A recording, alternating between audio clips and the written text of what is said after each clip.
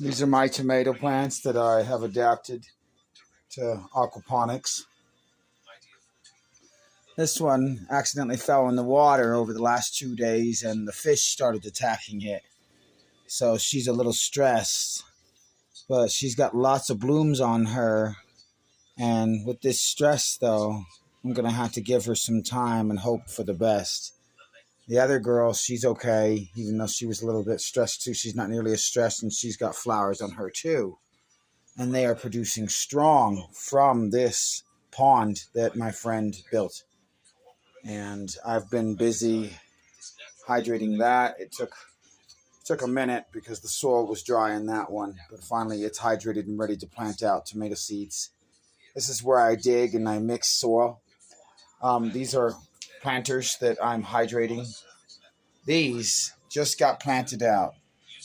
2, 4, 6, 8, 10, 12, 14, 15, 16, 17, 18, 19, 20, 21, 22, 23, 24, 25, 26, 27, 28, 29, 30, 31, 32, 33, 34. 34 pots planted out with tomato seeds. Prudence Purple. Prudence Purple is what it's called. Let's see. There it is. Prudence Purple Tomato. It's an heirloom tomato that sets fruit above 90.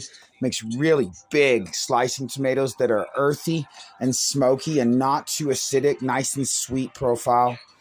Here's some plants I picked up from a local producer. These are Cherokee Purples that you see right there. And then this is a sage that I'm going to put in a big pot. And we're going to get it nice and big so that we can have bundles of sage that we can make to sell. There's 3 more pots there that have tomato seeds. And here, right here, is all collards. This is also 1, 2, 3, 4 times 1, 2, 3, 4, 5, 6. Yeah, so 24 collards there. And then here I've got my plant that I picked up a while back that she's finally, this is a 5-gallon. Look at this bucket.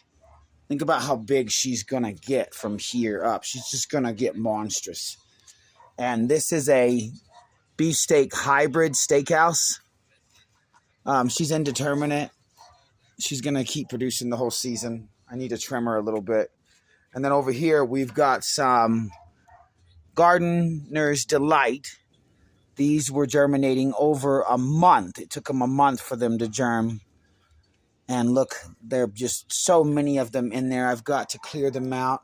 These guys are something I picked up the other day that I had a good deal. They were on discount. Like this whole plant was $3 because she was stressed. So I'm bringing her back to health. I'm going to get her out of this bucket and I'm going to put her in one that's about that size. Maybe not that big, but yeah.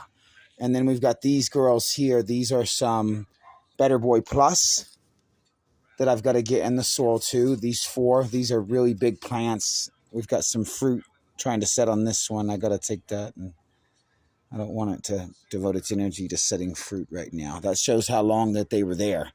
But they were a good deal. They were $3 for these really big, healthy, mature plants. $3 each. So I grabbed them, and they're going to produce tomatoes for me to sell because I'm not just selling seedlings. I'm also going to, once everything is big enough, my goal is to, here in 3 months, have a tomato crop to sell. Yeah, that's right. This is going to produce lots of tomatoes, this one right here. She's going to produce lots. In fact, she's in flower right now, and I've got to go ahead and say no, no, no, no, no to that.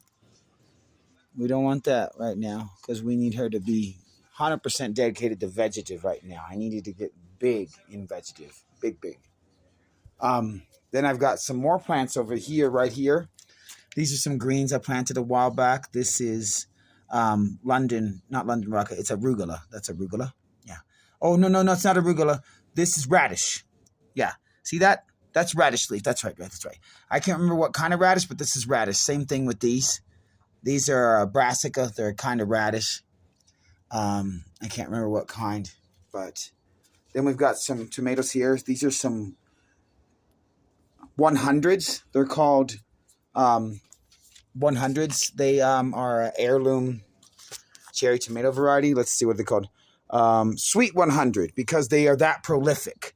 And I let them dry out, bone dry, and for a day, and they were just fine. So these are really tough plants that I picked up here. So I'm happy about that. That they're happy. Yeah, this is my business that I'm starting, meant to be organics. This is my business that I'm starting from scratch. And there's some more of the Sweet 100s here. Spiders, there's so many spiders. That's how you know this garden's healthy, with all the spiders. They keep trying to colonize stuff. I'm just chasing the light right now, getting as much done as I can before dark. There's a storm coming, and I'm not so sure I want to drive all the way back home in the storm, because it's about 40-minute drive. When there's traffic that's heavy, it's about 40 minutes. When the traffic's not heavy, it's about 20 minutes. But then this only has an 8-minute limit on this timer for videos. These are plants I got from a special company, Totally Tomatoes. This is a potato ketchup and fry plant. It's tomato / potato. So it's got a potato rootstock, and then it's got this cherry tomato plant on top that will produce the whole season a whole bunch of cherry tomatoes. And then underneath the ground, it's going to be producing potatoes at the same time. Then we have this as a Cherokee Purple, but it's not a normal one. This is a Cherokee Purple that's been grafted, you see. There's the graft line, onto wild rootstock tomato that's even more vigorous, even more disease tolerant. And Cherokee Purple is already a vigorous, disease tolerant plant. So these both, they're going to do very well in New Mexico's heat. Here we just have some cherries that I planted a while back. I can't really remember what they are. All I remember is that these are cherry tomato variety. I think they might be Gardener's Delight, honestly, some more of them. But yeah, hi babies. Put those back in their dome. So yeah, and if you look here, see how we've got water for the fish, so it's pumping, so it's aeroponic static. That's why they're doing so well. The only reason this one looks all wimpy is because she fell back in the water from the wind, and she got messed with by the algae and by the little fish that are in there, because the little fish are the ones that are providing the food that they're feeding off. They're just like they're happy. Don't get me wrong. They may seem sad. This one, I know she got stressed, but they're going to be all right. They got strong roots. They're strong plants. So yeah, this is what I'm working on, and I'm fastly running out of space here, as you can tell. And I'm going to have to get more space soon, because yeah, it's a great space, but there's not nearly as much as I need. So yeah.